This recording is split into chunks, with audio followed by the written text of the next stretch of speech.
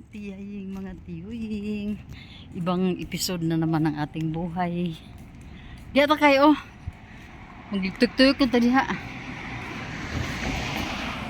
Pwede diha. Kailangan tayo mag-walking-walking mga tiyaying kasi ramdam ko ang ang bigat. Bumibigat na si tiyaying. Kasi di natin maiwasan mga tiyay. Ha? Tuyok sa tadiha. Ay, namin din ang gidula. Ay na lang. Okay naman good. Ay, man sila. Nahamat ang tuyok. So, kailangan na nating anuhan. Ang plano ko talaga bawas-bawasan na yung pagkain, pero hindi maiwasan mga tiyay kasi ilan sila? 4 sila dito na palaging nasa labas. 3 lahat sila minsan lalo na si Karen, halos araw-araw may dalang pagkain.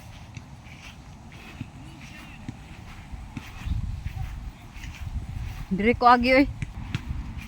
Sama ko si Kayla. Hala, basa lagi kay. Basa ni? Oh, dito. Nganong basa man ni kay? Ulan. Oh.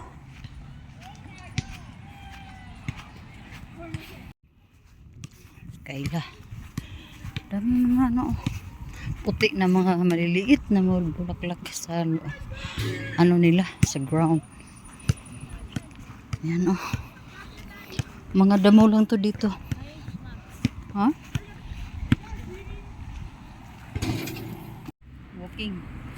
Walking tayo mga tiyay. Tanggalin natin itong ating sombrero. Kasi pinawisan na si tiyaying.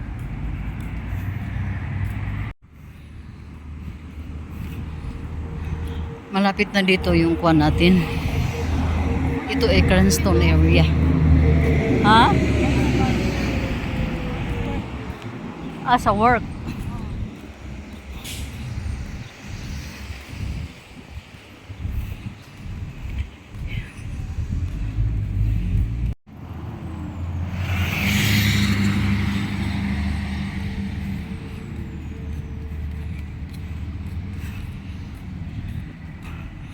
Bahala na naka-walking tayo ng 30 minutes. Ang importante, napawisan tayo ng kunti.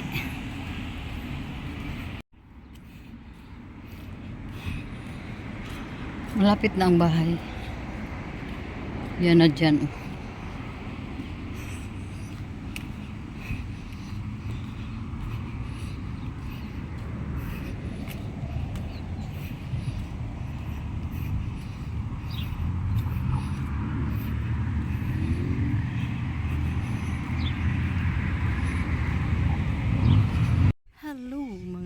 Mga tiyuing, magandang hapon, magandang gabi pala dito sa Canada at magandang araw sa Pilipinas. Gamay pa lang gani ang lakang, wala murag hangos na, malamig ang panahon pero wala pa ni sa kumaingking, wala pa sa kalingkingan pag mag winter. So walking is life tayo. Wala kay ito kabalibuon nga era man no. Sigsiding no. Bata ko magubutugan. Katubor gulang-gulang naman to. So daming bahay dito Pag-walking dali na paspas. Maraming putag. Hangako ng putaan ng walking na bagoy walking nga magdagan. Ikaw, dagan ka.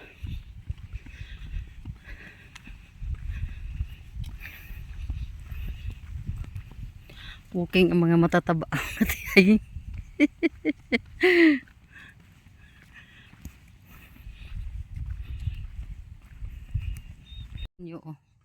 Ang attire ni Tiyaying. Nag-umpisa na magsuot ng mga ganito. Kasi kung mag-ano tayo, yung magkumpiyansa tayo, ako din naman ang kawawa. Pero ang naano ko lang dito, napansin ko sa ngayon, kasi grabe ang dryness ng mga balat ko, mga tigaying na.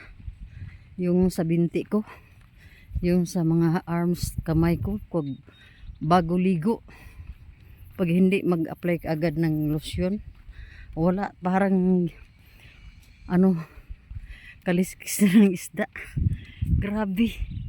Grabe makadry sa balat itong lugar na ito. Pero kung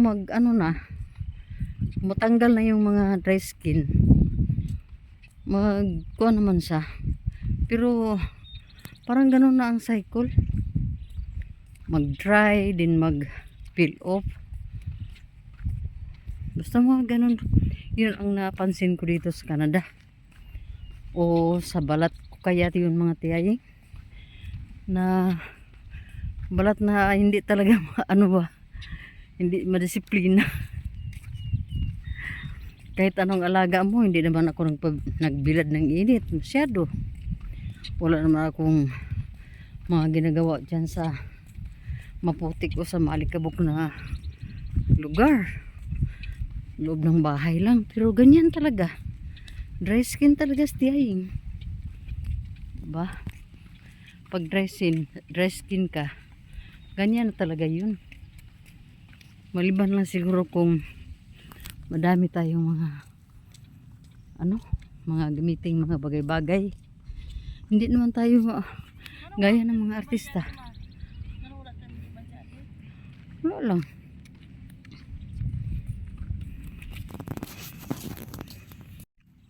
So, dito banda, daming damo. Hindi pa nalinis. Pero may mga puno ng kahoy na parang bagong bagong lipat lang dito, o hindi pa kaya ito na itanim. Ganyan kung itanim yan, bakit ang lapit lang ang distansya. And then dyan sa harapan yan, may lake. May lake Madarang mga Canada Goose mo. Asa? Mayroon ding karsada. Saan? O yun, may ihaw anak mo. Kung doon pa na sa sa atin wala na. Lagpang na yan o kaya patutin. Yan May mga itik. Canada Goose. Daw yan mga tiyaying. So, ang oras natin ngayon ay 9 PM na. So, ganyan ang ang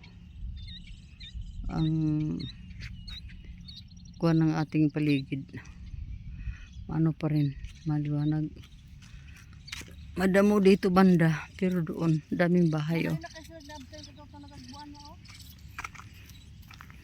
Kapila ka na sila nilibot.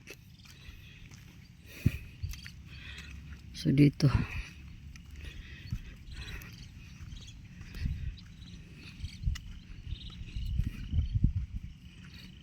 Picture ako car.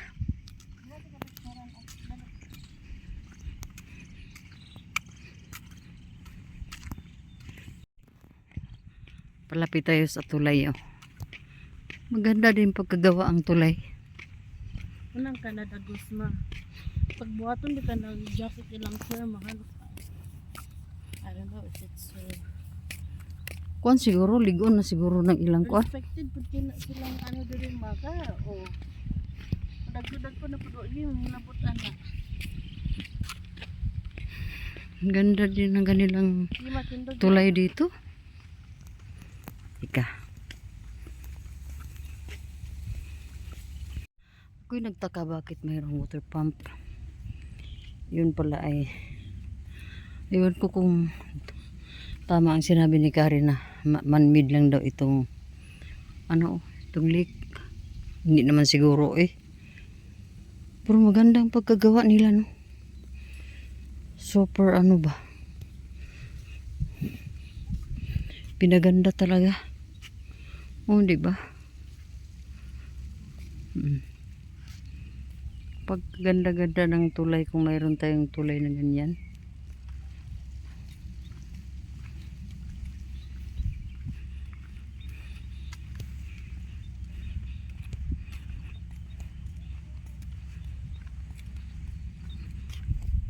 Tuloy lang tayo sa paglalakad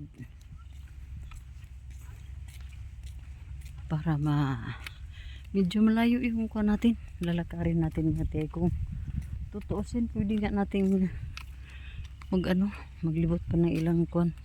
Uy, ang saba ng partner, lilingkod man noon diha. So yan na, diba ang lawak pa ng lupain. Oh, wala pang nag-occupy. Kung sa atin yan ay ano na yan, maisan o kaya tubuhan, palayan, ganyan na. Itong lawa, pwede na natin yan kunan ng tubig para irrigation.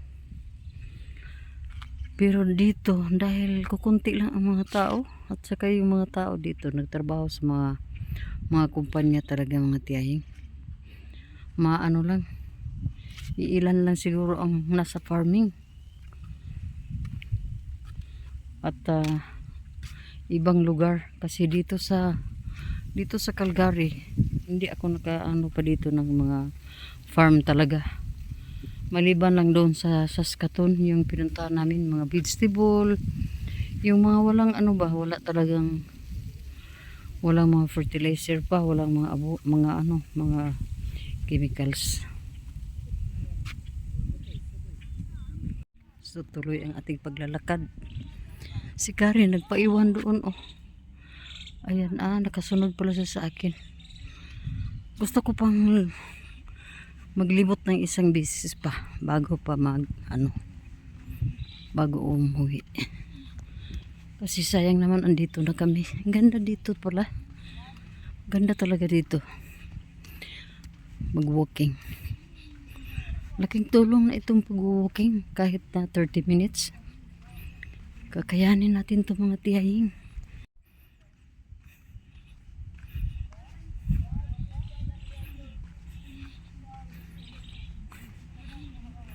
Hindi lang tayo palagi magsasalita, kasi kung magsalita ako mga tiyay, wala, hihingalin hanggang sa hihinto na. So mabuti pigilan muna yung pagsasalita ng madami.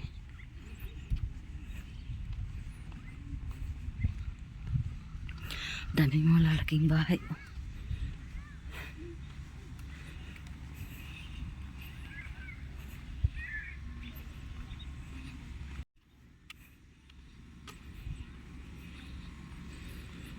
Mga Pilipino lahat yung apat, oh. Tagalog speaking.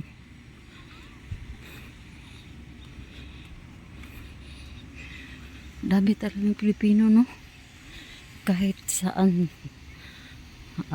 saang lupalop ng mundo, mayroon talaga mga Pilipino. Ganyan kasi sipag ang mga Pilipino. Ako nga, may ano na tayo mga tiyaying, senior na tayo, pero gusto ko na rin dito na lang muna siguro. Aywan ko lang. Kasi dalawa ang anak ko dito. Kaya andito yung youngest. Kaya siguro ganyan na lang ang ano ko. Mga tiyaying.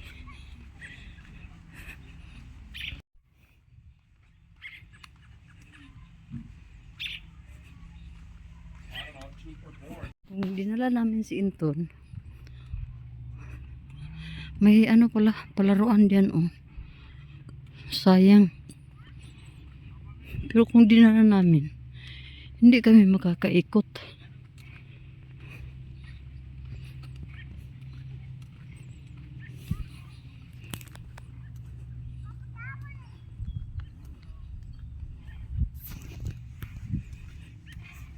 Lang daw kami. Hindi na kami iikot pa. Kasi tamad talaga yun si Karen mag-ikot ah. Tamad mag-walking. Pero ako kahapon nag-walking. Ngayon nag-walking. Kahit na 30 minutes o 20 minutes, malaking tulong na yun sa ating kalusugan mga tiyaying, di ba? So, sige lang. Bukas na naman. Yung isa kong anak, si Mabil, tama din mag-walking.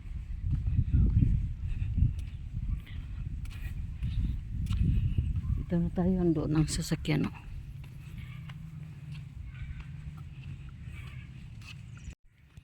Andoon ang sasakyan. Oh.